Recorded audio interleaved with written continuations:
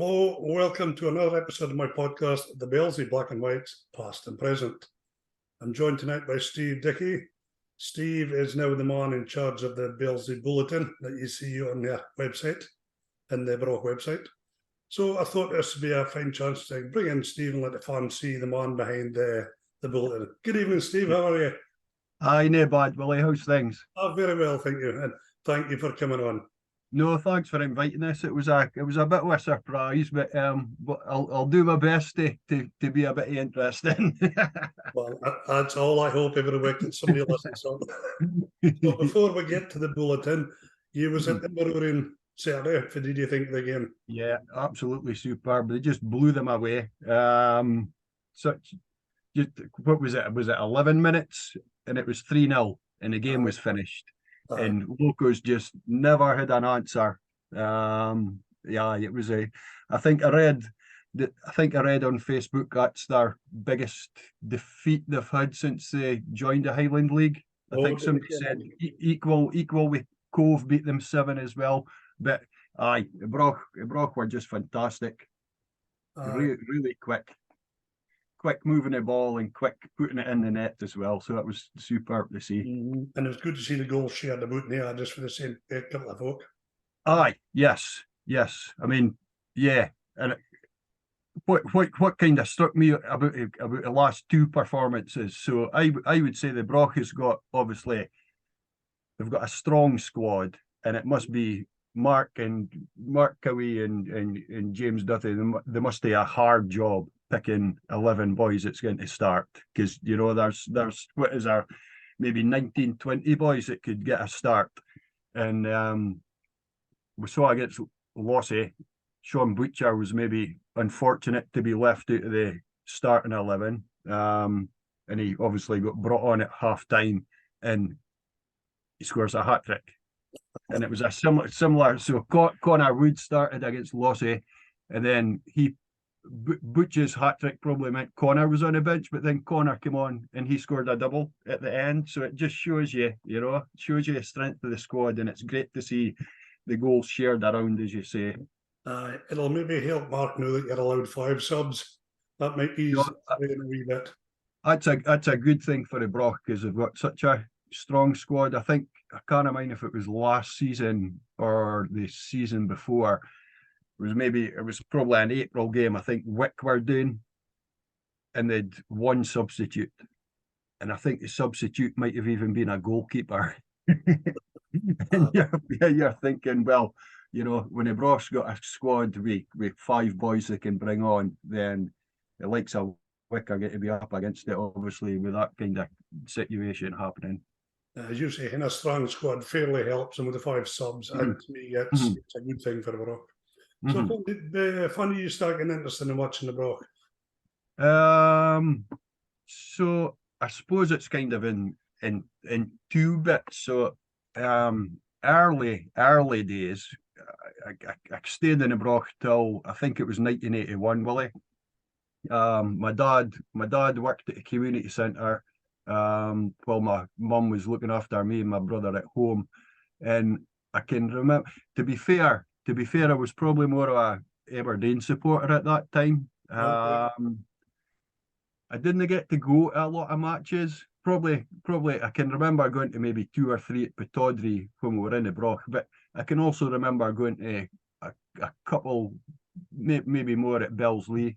I can remember a couple of things that kind of stood out with it. You could, the Bairns used to get onto the pitch at half time for a kick about and try and blast the ball into the net if you got near the ball, because I was 6, 7 year old, so it was all the older kids that were hogging the bar. So I probably never got near it. But I can remember as well, my one of my neighbours was involved. I think it's going back 40 plus years, but I think it was maybe George Noble was his name. He stayed we stayed in Walker Crescent, and I think it was George. He stayed a few doors up for us, and he took us along to Bellslea one afternoon, and we got into the boardroom at half time.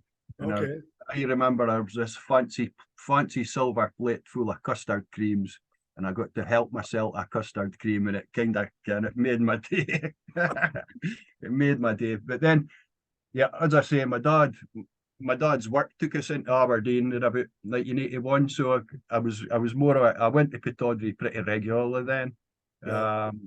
and it was a good time. It was a good time to be watching Aberdeen round about then, because it was like every season there was probably at least one trophy, maybe two. So I was away from the Broch for a long time, but I've kind of came back to watching it over the past couple of years. Oh, right, okay. Yeah, and Hey, really enjoyed it. you said your boys get into football as well. Yeah, yeah. So with a couple of moved into centre Aberdeen. Probably when they were just nae long started primary school. So they started playing football, and I started getting involved with the coaching. So I did, I did coaching for. Oh, I must have done coaching for about 10 years. They played football. I coached them through the week at their training and took them on a Saturday mornings. But then when they left primary school, they probably decided that football wasn't really for them. They went into athletics, and now they do Olympic weightlifting. So it's fine. I'm happy that they're still doing sport. I was never the type of parent that was going to force them into doing the sport that I wanted them to do. You need to let them find their own path. So, but I did the coaching, and then they moved away from playing football. But I enjoyed the coaching, so I kept doing it, which possibly slightly unusual. I think a lot of the teams were run by parents whose kids played for the team. But I kept doing it. I was coaching down at Glentanner, they played down at Woodside. They've got a junior team as well, but I was doing their juvenile team, and I took them from basically the 7-a-side football, which is probably about under 10s, under 11s, into 9s, and then all the way up through 11s to probably under 17s, and then a lot of the players packed it in. They've got when kids get to 16, 17-year-old, they've got other interests, let's say. And it's no longer a case of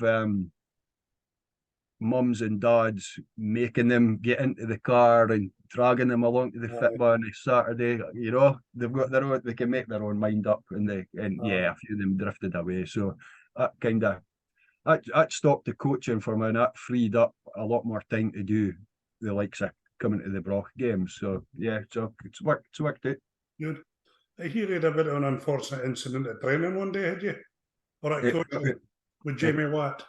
Oh, yes. I was doing my coaching badges, and I was Jamie was at Banks a Day at the time. I was a few Banks a Day boys on a coaching course. So you do your own running. It was Mark Slater and Callum McDonald were running a course on behalf of the SFA. So they've got us doing all the drills, and they've got us doing all the running. So I'm one of the oldest there, to be honest with you. So by the end of the day, I was pretty knackered. And the last drill of the day, it was a shooting drill.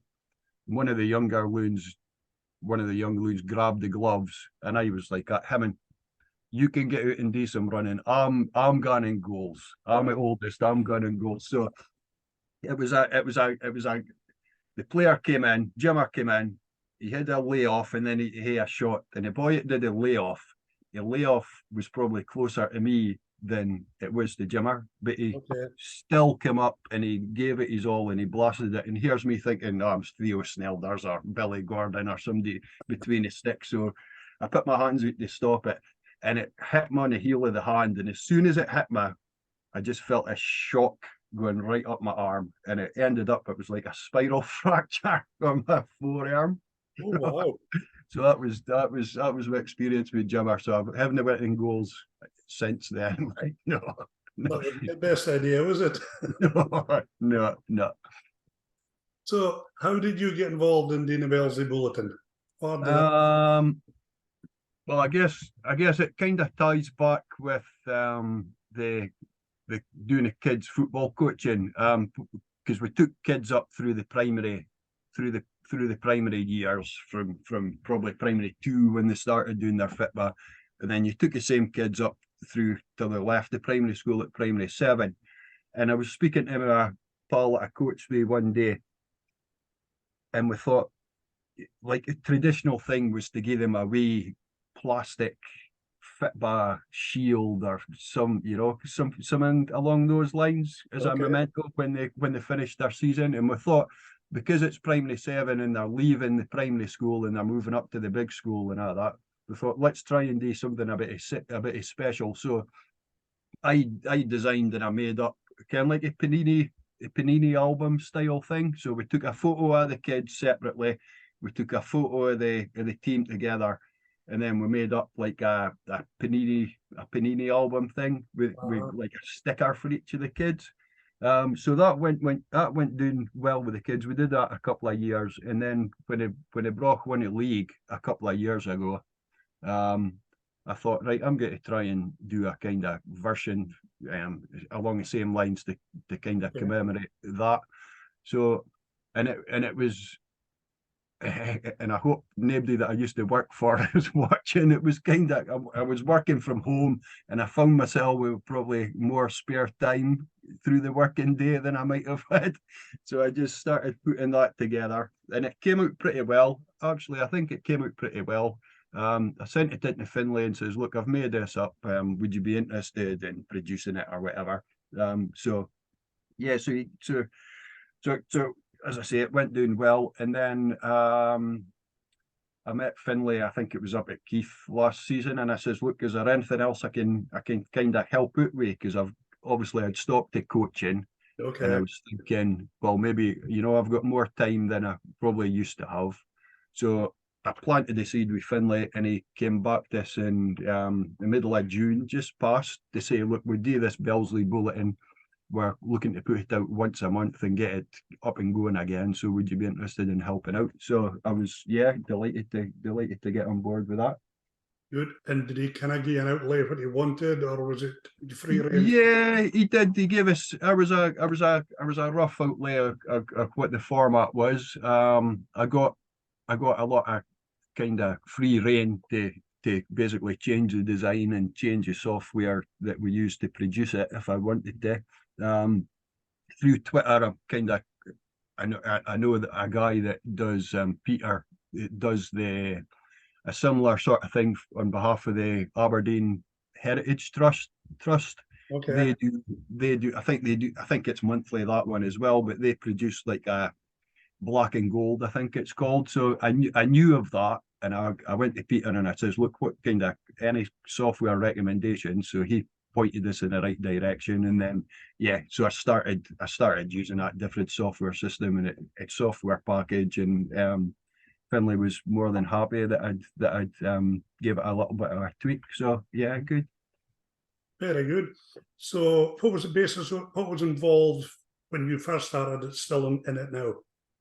Like so what was in it already? Obviously, like Finlay does a couple of pages. Mark Cowie does a couple of pages. Willie West does a couple of pages. Matthew West does a youth inside view of the youth teams as well. So that's all things that we've kept going.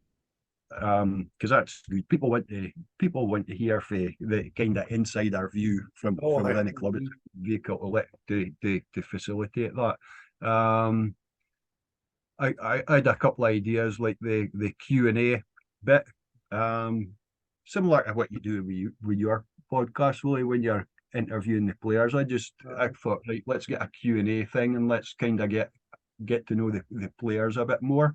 Mm-hmm. So I asked Sean Butcher to do the first one, and Butch was delighted to do it. So that was much appreciated.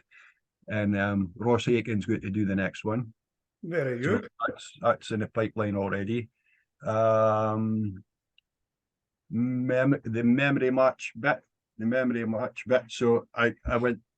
I think it's Finlay that looks after. There's a spreadsheet with all the results and the team lineups and the scorers going back to 1910 or whatever it is. So I trolled through that and picked out all the winning finals. I wasn't interested in finals that had been been defeated in, but I picked out a selection of winning finals going back to about 1970. Okay. And I was in the Central Library last week trawling through all P&Js to get their match report from the day after the final. So yeah, so I've got, I think the next edition, it's a 1991 Shield against Devonvale, and when I give away the ending for people for people that can't mind back to 19, there'll be plenty of people that can mind back, plenty of people that were there. But, for any younger viewers, I'll keep the ending secret. I can read the bulletin to find out if it's happening. Yes, exactly. Have you any ideas for any additional features going forward? Well, that's something that I'd be interested in getting ideas from people. You know, I've obviously I've kind of just I've just started. This is just the second month that I'll be doing it. And I haven't been back watching the Broch for very long. So, you know, there's got to be people out there that I'm just the boy that puts a magazine together, basically. So if there's MD that's got any ideas for, oh, you should go and speak to him, or you should go and speak to somebody, or you should put in a bit about this or a bit in about that. Yeah, just let us know, because there's a lot of people are more qualified than I am, certainly, to say what the Broch's about and the features that should be in it. So yeah, I'd be delighted if people came forward with some ideas, or even articles, even features. You know, if there's somebody out there, a frustrated writer that wants to submit something, only too happy to accept it, and only too happy to publish it. Very good. So one of the fans has got to say, he comes up with a great idea. How does he get in touch with you to speak about putting it in your bulletin? I guess probably through the supporters club Facebook site. It probably would be the quickest way to find us. I think through Facebook Messenger. Yeah, because I put when the new edition comes out. I think the club will put it on the Fraserburgh FC Facebook page, but then last week last month I gave a rundown of the contents of it and posted it up on the FFC supporters club. So yeah, that's probably the best way to get in touch, I would think. There must be plenty of fans who's got a favourite match or a favourite story. Yeah, exactly, and that's what it's all about. You're trying to include something in the magazine for everybody. Some people will be happy looking at, you know, I'm a bit of a stato, so I could sit and look at team lineups and scorers and attendances. I could look at that all night. That's fine. Other people want to see photos of stuff, photos of matches. You've got Barry Walker putting in, you know, he puts photos up of all the games. So, you know, some people like to see photos, some people like to read, like we were talking about, the insider view from the club. Some people like to read that. So it's trying to have something that everybody's interested in. Aye. And hearing guys like Finlay, Mark, Wally, Matty, folk always want to see that information. Yeah. And it's good, and it's interesting, and it's straight from the horse's mouth, as you would say. I think there was a lot of noise over the summer about this Conference League that was mooted for coming in, and a lot of the clubs were I don't know if shooting their mouth off is a right. There was a lot of views being expressed on social media about whether it was a good idea or whether it was a bad idea, and the Broch were quiet. And that's fine, you know. There's more than one way to skin a cat. At the end of the day, it doesn't matter how much noise you make. You've got to vote at the end of the day, same as everybody else. So the Broch kind of held their fire bit. Finlay's bit in the bulletin last month explained exactly what the thoughts were, and, you know, behind the Broch, what they were going to do, and ultimately they were going to vote against it, which which I thought was the right thing. But actually, take that insight you get from a column like that, from the Absolutely. chairman. So it's good. There's no guy at Kensbrook better than Finlay. Absolutely no. There's only you can, that's your first stop. Yes. You've got flaunt that all knowledge of the Brock Finlay. Yeah. That's it. I was actually quite surprised on Facebook, Steve, that Brock got a bit of stick for other clubs for not declaring how they were going to go. Yeah. And there was I don't know who was behind it, but there was a kind of no to B teams account popped up, and it was very vocal on Twitter certainly and on Facebook. And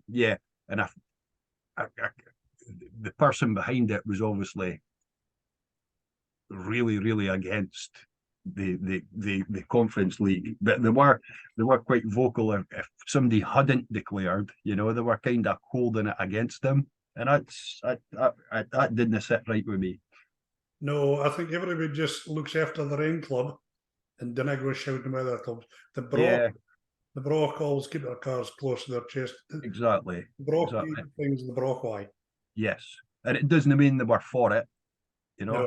And in Finlay's bit, spelt that out. They were absolutely against it, but you don't need to go shouting for the rooftops. No, and as I say, with Finlay to helm, the right things will always be done for the interest of the club. So, me personally, I was against it because I thought it was going to belittle the Highland League. Yeah.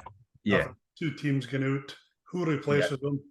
And if a third team gets promoted the following year, who replaces that team?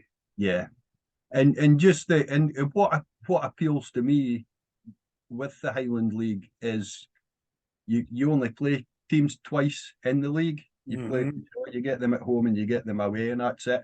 If you're used to watching a SPFL 4 times a season, and then if you get them in a cup, you can get them in a Scottish Cup, you can get them in a League Cup.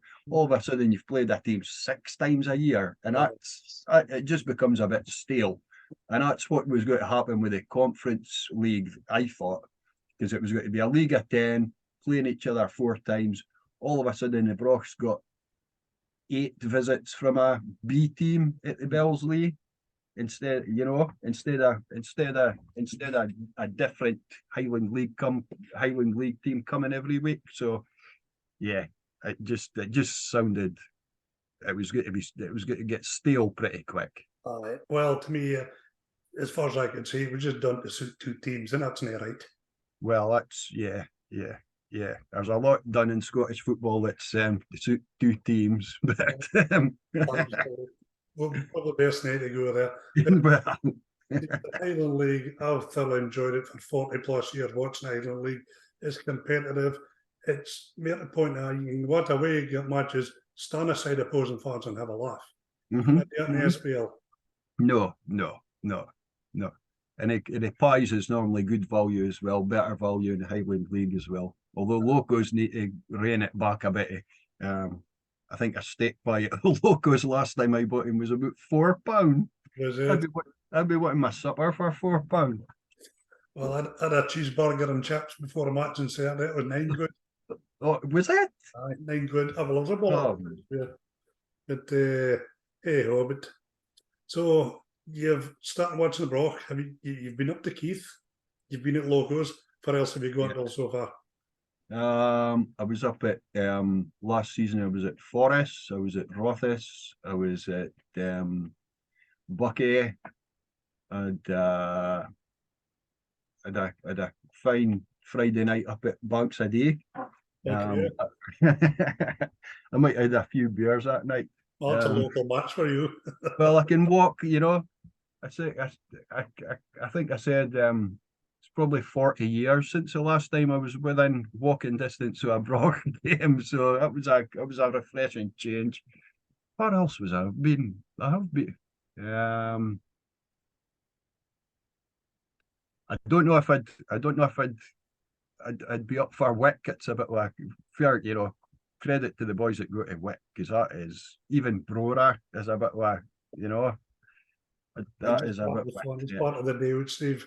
It is, As you say, you're only doing it once a season unless you're dramming a cup. Yeah, yeah.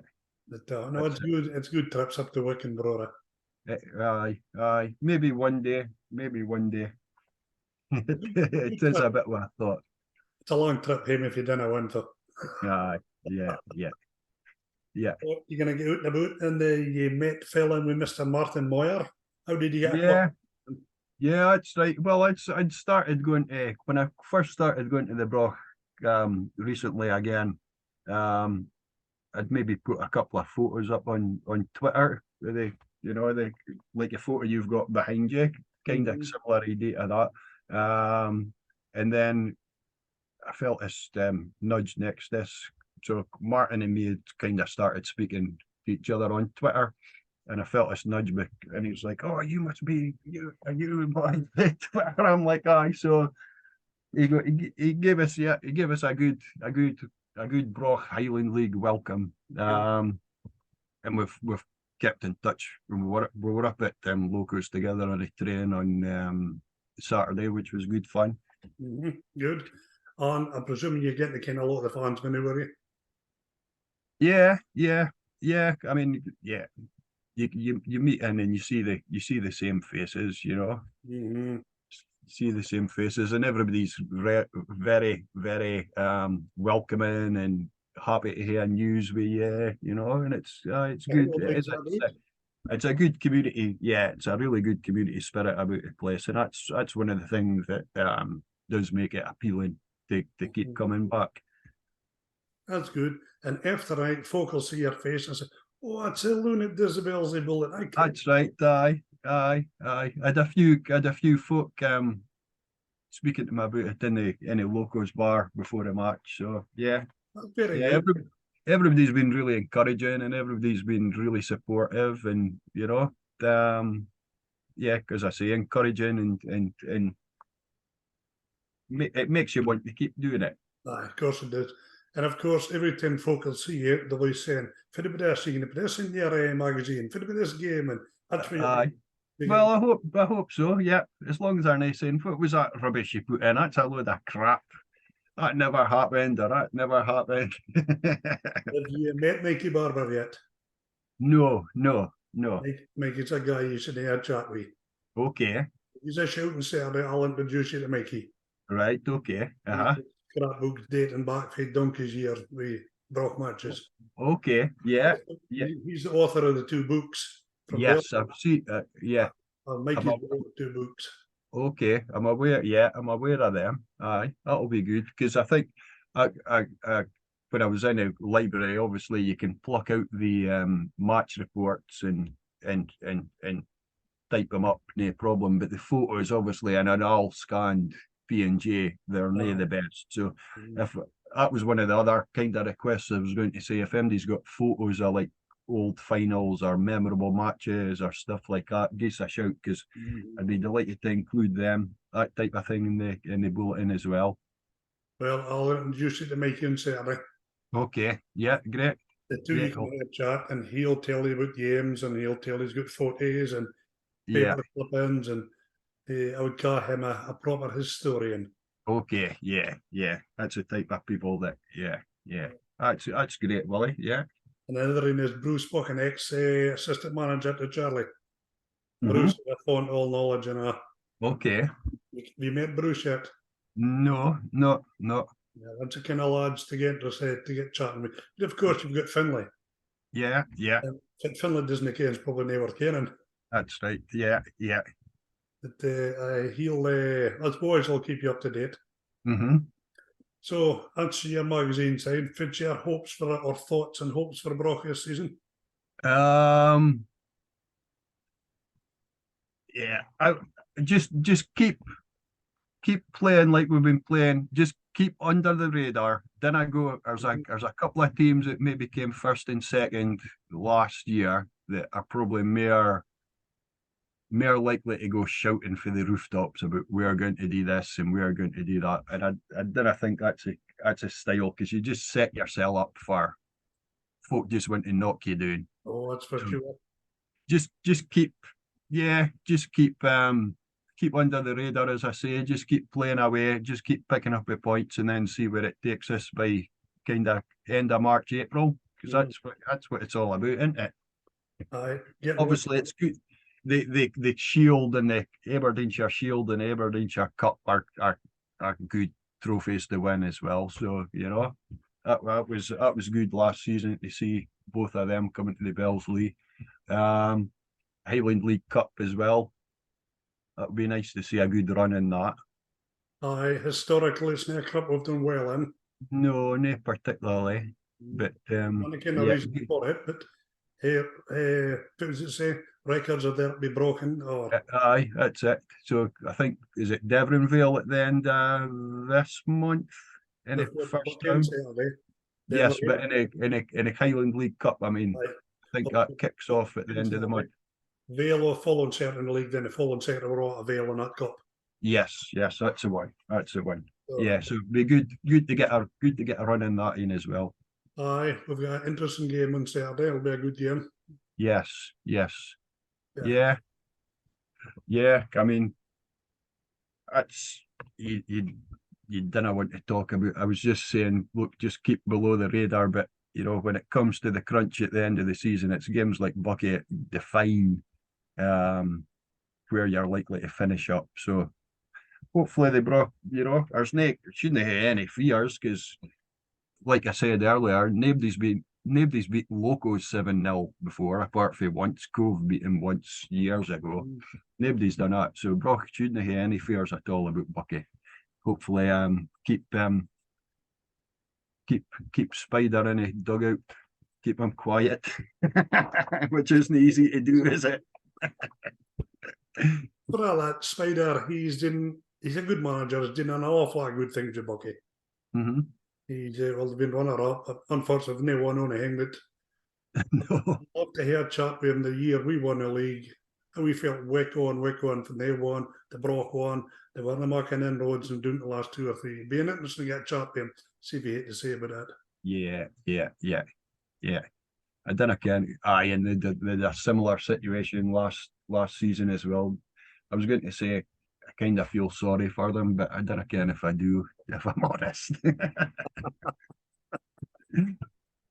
Well, I think Highland League set up to be really competitive again this year. Mm-hmm. And I'm not going to mark any daft predictions. No. Just hope the Brock's in the mix at the end of the season. That's all you can ask, isn't it? That's all you can ask. I think the last couple of, when Brechin won it last year and the Brock season before, obviously I think won about 30 games or whatever out of the 34. I'm not sure if any team will do that. I think it'll be a lot closer. There's probably more teams that will take, like Bankside for Martin, even traditional like Brora and Bucky, Brechin, obviously. I think there'll be more teams that can take points off each other this season. So I'd be surprised if anybody kind of goes 30, 32 wins out of 34.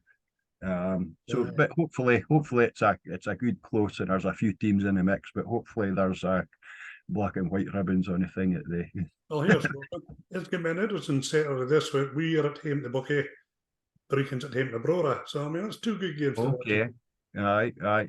Yeah. We can see who they both pan out. Aye. They slipped up, of course, didn't they? Brechin up at Huntly last week. So. I think they probably expect it to be up and out of the Highland League by now, but I think they've found just how tough that can be, and they've found just how competitive it can be.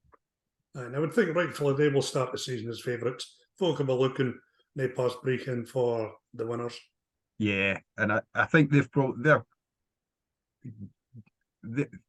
because of where they're located geographically, they can probably get boys up, certainly for Dundee, maybe even for further afield. They've probably got a bigger pool of players that they can latch on to.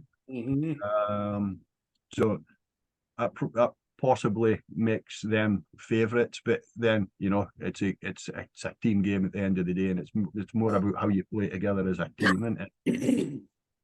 Like I said, we just keep chipping away and doing more thing, and as you said a minute ago, see if it takes us towards the end of the season. Yeah, that's it. But I find really pleasing is last year under 21s won the league. Yeah, yeah. The 18s produced a few players for the full team, so it's not just the first team. I can do on a Monday night and watch 18s and 21s. There's some cracking good players there. Yeah, yeah, yeah. Aye, and they did a good start again. Monday night, didn't they? They beat Was it Huddersfield 5-0? 5-0, good game. I think they're in at Dice in a couple of weeks. I've penciled that in if I can get a night, head over to Ian Mayer Park and see them playing at Dice. But yeah, right, and that's one thing that impresses me about the Broch. They're not a team that goes out and maybe buys half a dozen players. I think, maybe Bucky or Brechin, they've went out and there's maybe 6 or 8 new faces to the club that have came in this season, whereas Broch's more likely to, we've seen Logan Watt kind of coming up through. We've got the likes of Joshua Aiken, Kieran Simpson, even Kieran, he's maybe got 100 games now, but there are boys that's come up through the youth, isn't there? Aye. And the fans recognise that and appreciate it and turn out in big numbers every week to cheer the boys on. Yeah. And you build more a rapport with these boys, you see them like you'll have known that those boys since probably they were about 16, when they've just started playing for the 18s. So well, between you and me, I used to ken some of their dads when they played. Okay. We'll keep that going. Showing your age, eh? Well, I was 21 inch. So, Steve, we're running out of time, I'm afraid, but Okay. I really enjoyed your Belsey Bulletin last month. I'm looking forward to next team. Thank you. Yeah. If anybody wants to contribute, just get in touch with you and get a chat. Absolutely. Look us up on Facebook or give us a shout at the matches. You'll see me because I normally wear my cap with my Broch badge on the sides. Right, okay. If you see this, you'll know I'm a man to speak to. You'll give it a t-shirt, the Belsey Bulletin, man. Oh God. Okay. Right, Steve. Thanks, Willie, for having us on. That was good and really enjoyed it. So thanks very much. You're very welcome. Like I say, 1 or 2 of the fans will now put a face to the Belsey Bulletin. So yes, you get a lot of grief going forward. It's my fault. Okay. And I'll look forward to seeing you Saturday. And if you give me a shout, I'll introduce you to Bruce and Mikey Barber. Perfect. Okay. Thanks. Yeah, excellent. Well, thank you very much. Okay, thanks. See you on Saturday, Willie. Thank you.